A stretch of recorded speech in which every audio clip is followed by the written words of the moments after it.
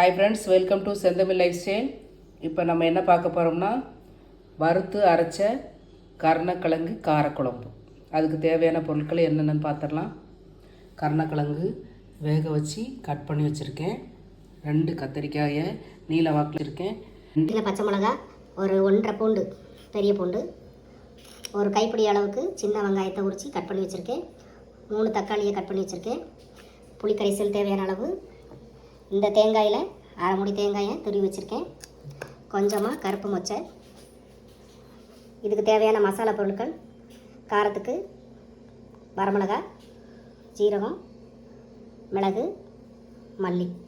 நான் ஒரு 10 பேர் சாப்பிட்ற அளவுக்கு இப்போ சமைக்க போகிறேன். அதுக்கு தேவையான பொருட்கள் நான் எடுத்திருக்கேன்.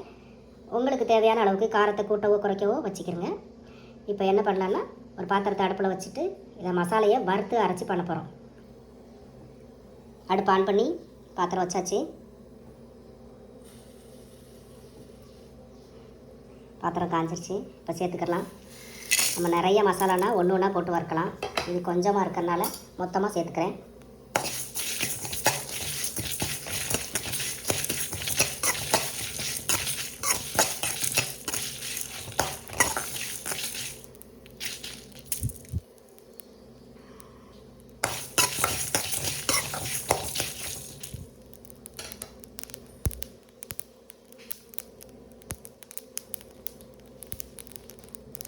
இது கூடயே கொஞ்சம் கருவேப்பிலையும் சேர்த்து வறுத்துக்குவோம்.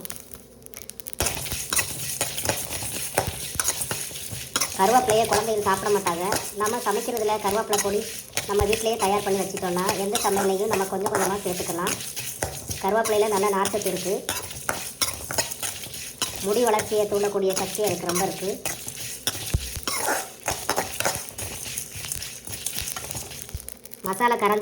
மசாலா காசு நல்ல வாசனை வருது. இப்போ இந்த தேங்காயை சேர்த்துக்கிறேன். துருவன தேங்காயை அடுப்பு கொஞ்சம் லோ ஃப்ளேமில் வச்சுக்கலாம்.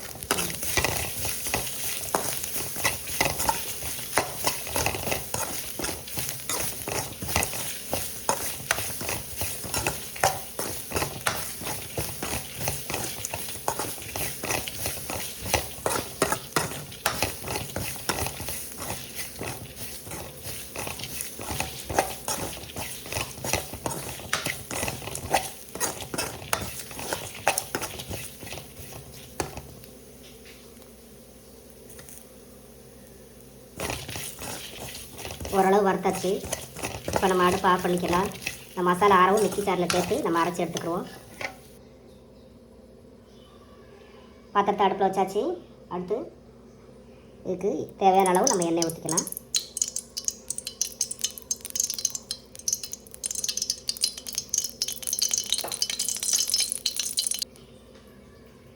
எண்ணெய் நல்லா காஞ்சிருச்சு.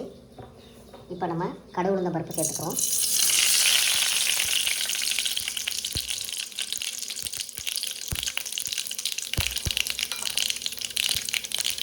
அடுத்து கொஞ்சம் வெந்தயம் சேர்த்துக்கிறோம்.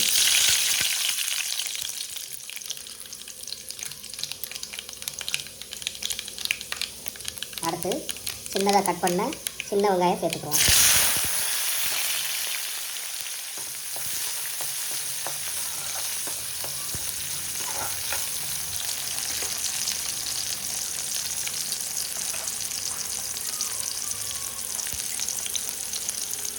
அடுத்து பூண்டு சேர்த்துக்கலாம்.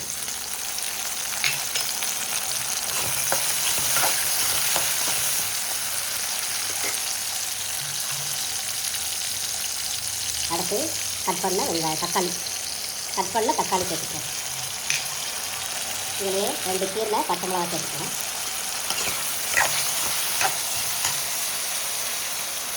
கருவேப்பிலை சேர்த்துக்கிறோம்.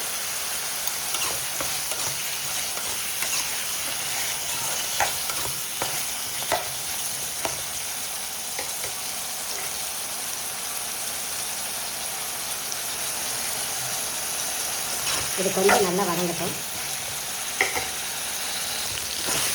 நல்லா இந்த அளவுக்கு வதங்கிடுச்சு. இப்போ கட் பண்ணி வச்சுருக்க 2 கத்திரிக்காய் சேர்த்துக்கலாம். கத்திரிக்காய் ஆட் பண்ணிடலாம். உங்களுக்கு தேவையான விருப்பப்பட்டால் போட்டுக்கோங்க, இல்லைன்னா வேணாம்.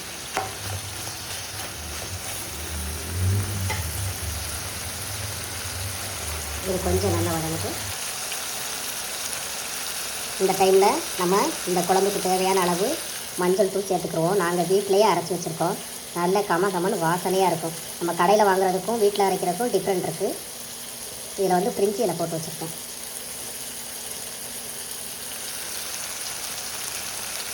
தேவையான அளவு நம்ம மஞ்சள் தூள் சேர்த்துக்கலாம்.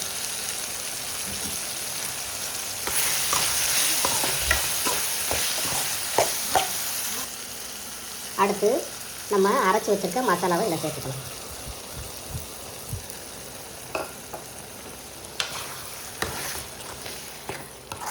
எந்த குழம்புமே நம்ம வீட்டில் வறுத்து அரைச்சி செய்யும்போது அது ஒரு நல்ல மணமாக இருக்கும். அதுக்கு ஒரு தனி டேஸ்ட்டே இருக்கும்.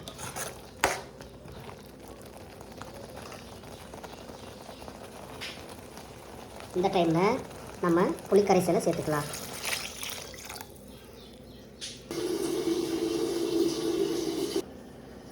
இந்த டைமில் இந்த குழம்புக்கு தேவையான அளவு கல் உப்பு போட்டுக்கிறேன். குழம்ப மூடி போட்டு வச்சுருந்தேன். குழம்பு நல்லா கொதிக்க வருது. குழம்பு நல்லா கொதிக்கணும். ஏன்னா நம்ம வந்து கருணக்கிழங்கு வேக வச்சு தான் வச்சுருக்கோம். நம்ம சீக்கிரமாக சேர்த்துட்டோம்னா ரொம்ப குழஞ்சிரும். அதே மாதிரி இந்த மொச்சப்பயிரும் வேக வச்சது தான். இப்போ நல்லா கொதி வருது. இந்த டைமில் நம்ம வேக வச்சுருக்க கருணக்கிழங்கை சேர்த்துக்கிறோம்.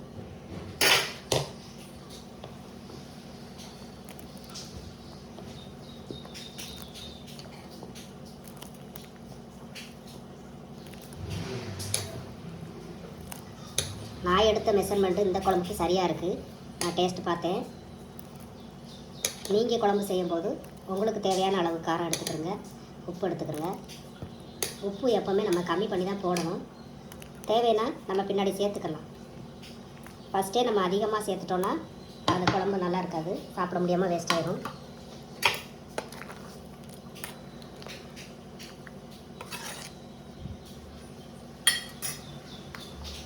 இந்த மொச்சப்பயிரையும் சேர்த்துக்கலாம்.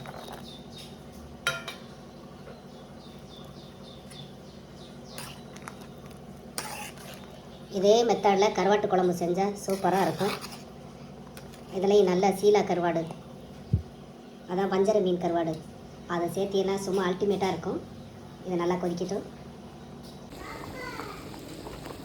குழம்பு எப்படி வந்திருக்கு பாருங்கள். நல்லா சூப்பராக இந்த எண்ணெயெல்லாம் பிரிஞ்சு வரணும். இடையில நம்ம என்ன சமையல் பண்ணாலும் இடையில நம்ம இந்த மாதிரி கிளறி கொடுக்கணும்.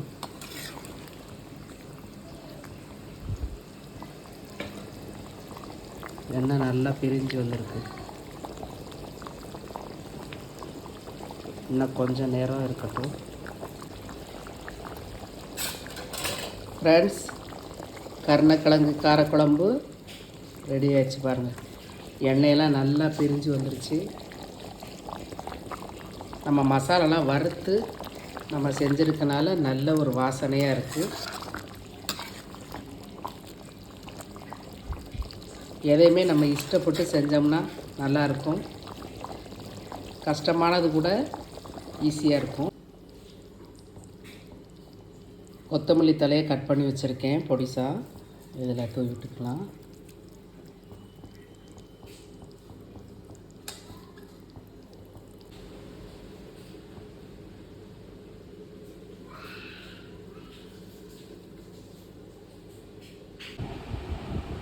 ஃப்ரெண்ட்ஸ், மசாலா வறுத்து அரைச்சி கருணக்கிழங்கு குழம்பு காரசாரமாக ரெடி ஆயிடுச்சு. நீங்களும் இதை செஞ்சு பாருங்கள். பிடிச்சிருந்துச்சின்னா லைக் பண்ணுங்கள், ஷேர் பண்ணுங்கள், எங்கள் சேனலை சப்போர்ட் பண்ணுங்கள். தேங்க்யூ.